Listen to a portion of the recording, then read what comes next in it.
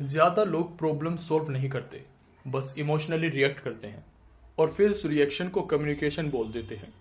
अगर तुम्हें लगता है कि लाउड होना मतलब स्ट्रोंग होना, तो ये वीडियो तुम्हारे लिए स्पेशली ज़रूरी है। Strike when the iron is cold, ये एक टैक्टिक है जो मैंने कुछ साल पहले यूज़ करना स्टार्ट किया था और ऑनेस्टली गेम चेंजर निकला, स्पेशली यूजलेस आर्ग्यूमेंट्स अवॉइड करने में।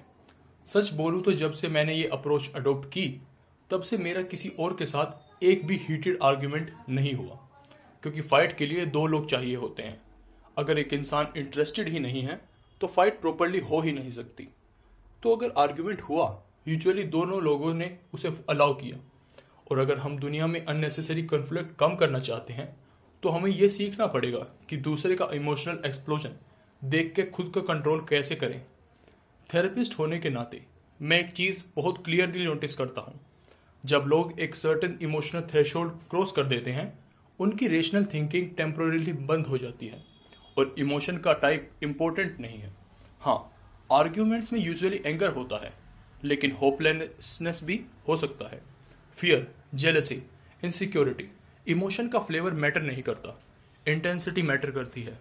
और जैसे ही वो लाइंस क्रॉस होती है, वर्ड्स ऑलमोस्ट पावरलेस हो जाते हैं। उस पॉइंट पे तुम दुनिया की सबसे इंटेलिजेंट बात भी बोल दो, कोई फायदा नहीं। Best evidence, best logic, best insight सब बहरे कानों में गिरता है। और कभी कभी उससे भी बुरा होता है, वो तुम्हारी बात को अपने इमोशन के लेंस से इंटरप्रेट करते हैं और फिर तुम्हारी रीजनेबल कमेंट भी पर्सनल अटैक लगने लगती है। फिर क्या होता है? Defensiveness, minimization, invalidation. याद रखो, इमोशंस लिविंग थिंग्स की तरह बिहेव करते हैं और हर लिविंग थिंग की तरह वो सरवाइव करना चाहते हैं। इसीलिए वो खुद को बचाने के लिए हर तरीका यूज करते हैं। इसका मतलब क्या हुआ? हो सकता है तुम्हारे पार्टनर का बिहेवियर जेन्युइनली प्रॉब्लमेटिक हो। शायद वो तुम्हें अपने पेरेंट्स के सामने एम्बेरस करता है, या फ्रेंड्स के सामने टीज करता है, या घर में अपना वेट पुल नहीं करता। लेकिन इसका मतलब ये नहीं कि तुम उसे उसी मोमेंट पे इशू रेज करना है, और स्पेशली हीटेड आर्गुमेंट के बीच तो बिल्कुल नहीं। ज़्यादातर लोग बिलीव करते हैं strike when the iron is hot, मतलब जब इमोशन पीक पे हो तभी बात करो। लेकिन मेरा एक्सपीरियंस एग्जैक्टली अपोजिट रहा है। ऐसा करने से तुम्हारा reasonable point almost guaranteed lose हो जाता है। बेटर अप्रोच क्या है? Strike when the iron is cold, मतलब इशू तब रेज करो जब इमोशंस एब्सेंट हो।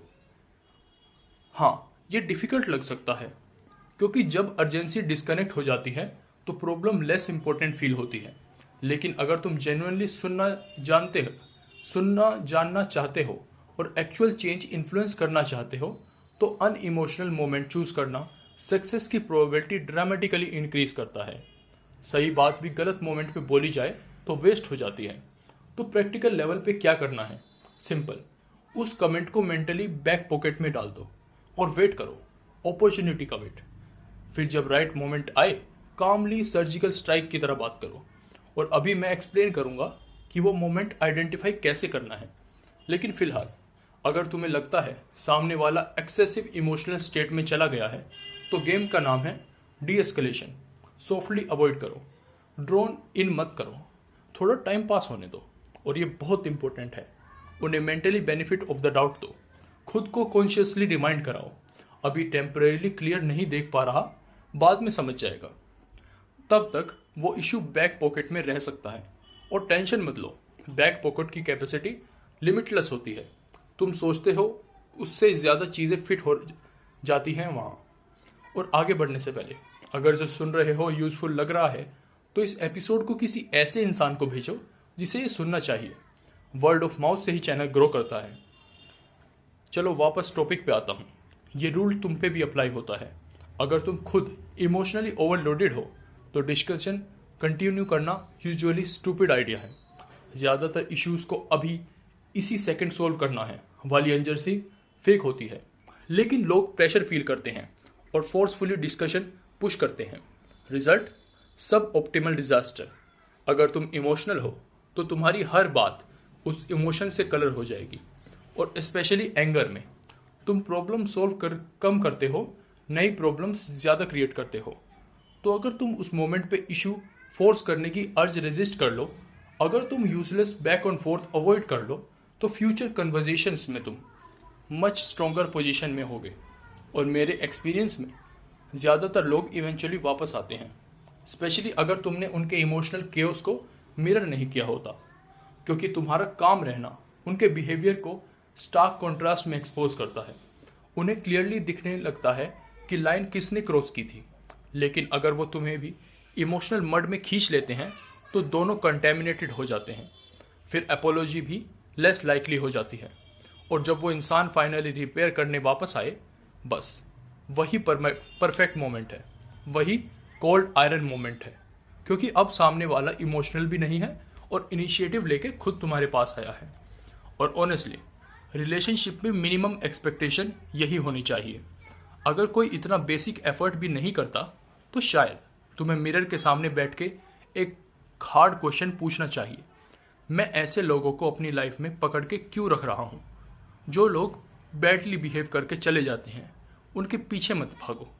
ट्रस्ट करो कि जो इमोशनली मैच्योर हैं वो काम होने के बाद वापस आएंगे, और जो नहीं आते उन्हें जाने दो, क्योंकि वापस आना इटसेल्फ एक सिग्नल होता है।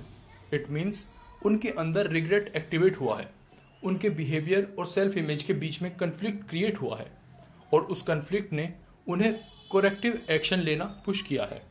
और जब कोई करेक्टिव एक्शन लेना रेडी होता है तभी वो करेक्टिव फीडबैक सुनने के लिए भी ओपन होता है। जैसे अनसोलिसिटेड एडवाइस देना यूजुअली पॉइंटलेस होता है, वैसे ही करेक्टिव फीडबैक भी तब तक यूजलेस है जब तक सामने वाला रिसीव करने की स्टेट में ना हो। तो फीडबैक को बैक पॉकेट में रखो जब तक राइट मोमेंट ना आए। और याद रखो, ट्रस्ट रस्ट नहीं करता। अगर अभी सच है तो कुछ घंटों बाद भी सच ही रहेगा, कुछ दिनों बाद भी और कुछ हफ्तों बाद भी। तो रिलैक्स करो। Right moment at the right time, exactly right word at the right time, endlessly repeat की हुई सेम बात से ज़्यादा पावरफुल होती है।